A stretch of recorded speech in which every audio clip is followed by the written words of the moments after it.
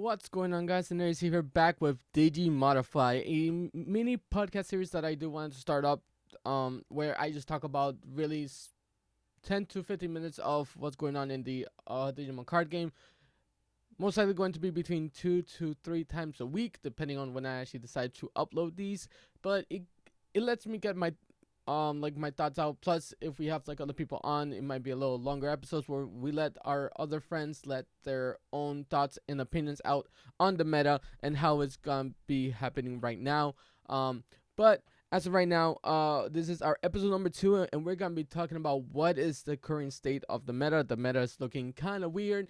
We were supposed to talk about the Katamaka like Ultimate Cup that we did playing a couple weeks ago, but we're gonna just give a quick little overview of what happened, because right now I think this is a very much important information to get out there. So first of all, I do want thank you guys for those who are right now listening to the DigiModify podcast.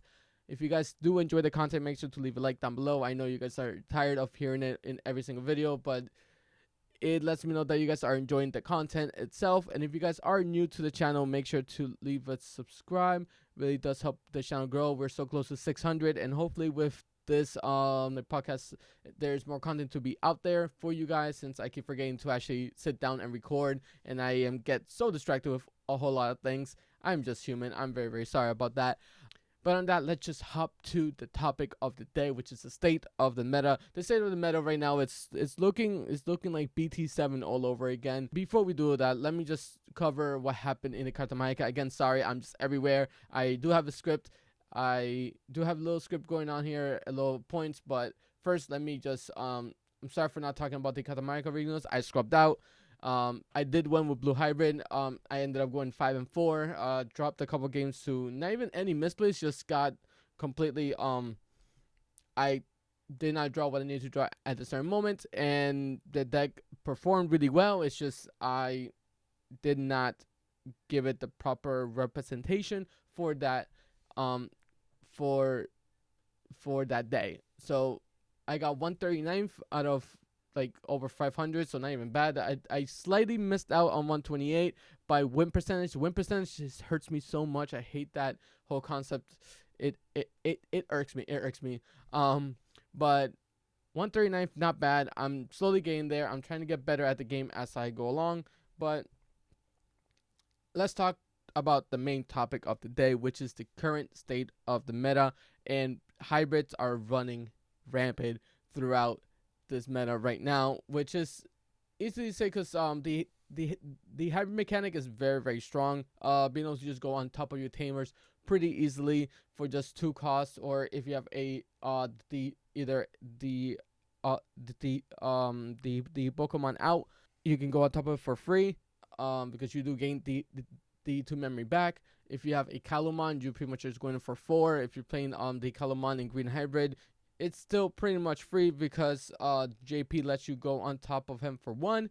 So being able to go into your level 4s and gain such strong effects, really, really it's good for the hybrid mechanic. Right now we're seeing red.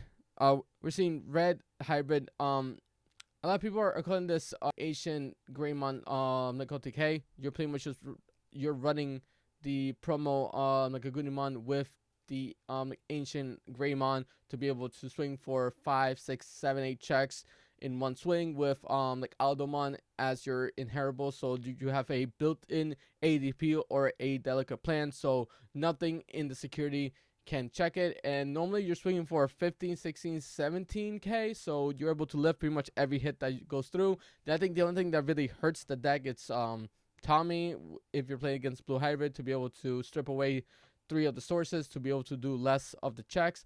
But that's pretty much it. Like oftentimes they just swing and it's still their turn, and they swing with the blitz like Omnimon for game.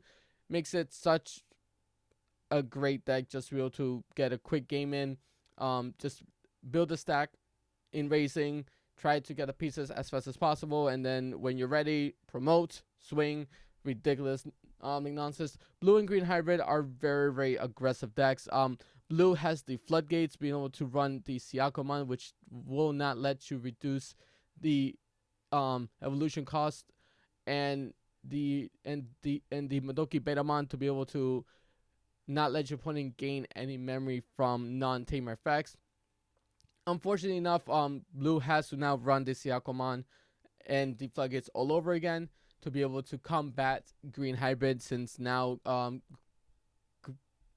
Green Hybrid now has a much better like engine, being able to use the Terramon like engine.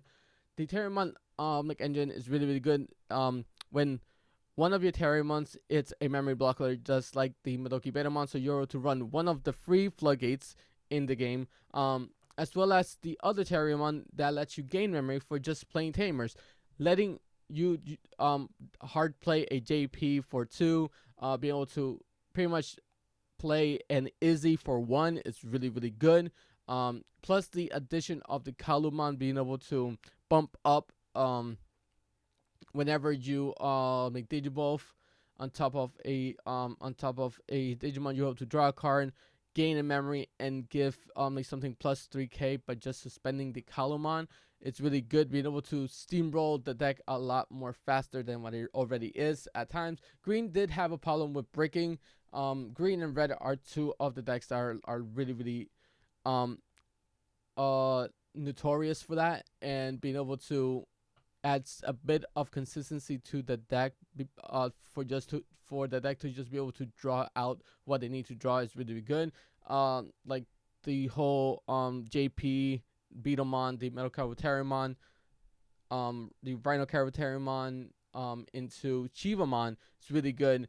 Being able to just swing with Rhino being the only thing on your board, go in to use its effect to go into my Shivamon, get a security check, live the security check, because a lot of times there's not a lot. They'll hit probably like once every 5 times they swing. They'll hit something really big in the security, but that's pretty much it. Then if your opponent doesn't have an out for the Chiva, first of all, they can't use any options, so it just absolutely hurts them. So any spot removal, it's hard to even come by. And if it's left on the board uncontested, they're just able to suspend it and unsuspend it to trash the top, so you keep taking damage every single turn, so it makes your clock go by a lot faster. So I'm glad to see Green Hybrid come back.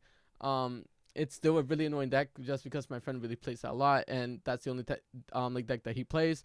And like Green Hybrid is such a good mechanic, and even with the addition of Siakomon, Blue Hybrid still has a problem with the deck, since inherently their level 5 is 1k higher than yours when you are playing Blue Hybrid, and JP giving their like Digimon piercing hurts. It hurts so much as an inheritable, because then they just slowly chipping away at your security. It hurts so much, and you can't leave anything suspended, and if you do, they can just kill it with the Rapidmon that now they got like access to, because they run the Terriermon, so that's really good. Yellow Hybrid does the Yellow Hybrid things. It stalls out so that you'll be able to recover as much as you want. Then you out resource your like opponent. So the Yellow Hybrid's still in here doing the same thing. Red Hybrid just outright kills the Yellow Hybrid deck. So we have a little bit of a triangle going on there with those 4 decks.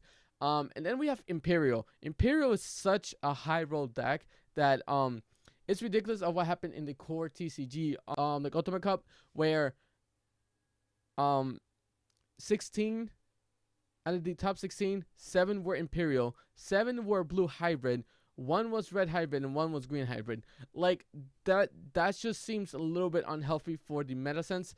We legit in the past few like weeks, we've been getting a bit of a variety in the top 16, but no, this time around we're seeing which 2 are the undisputed 2 best decks of the format, being Blue Hybrid and like Imperial, and then the rest of the hybrids fall in line. We probably see like a Mastermon here or there.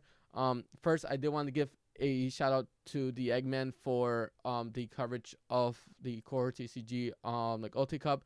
I was able to look at what the top 16 were because of him, so big like a big shout out to TheEgman for for the coverage on that. But being able to see that the meta is right now like shifting to the hate is now back on blue hybrid. I personally think the hate is still on like Imperial and the security control type decks like the yellow hybrids. And yellow has now been starting to put the red engine with the promo Gilmon and the Gigimon to be able to draw to whenever they swing. So they're adding a bit of consistency to their deck, being able to just draw through their deck a lot faster. But even with that, like Imperial just outspeeds the deck, and if they're able to check everything super early, and if the security is not stacked with a lot of options, they're able to just steamroll through that. So we've come to a meta where, in my opinion, blue will always be good.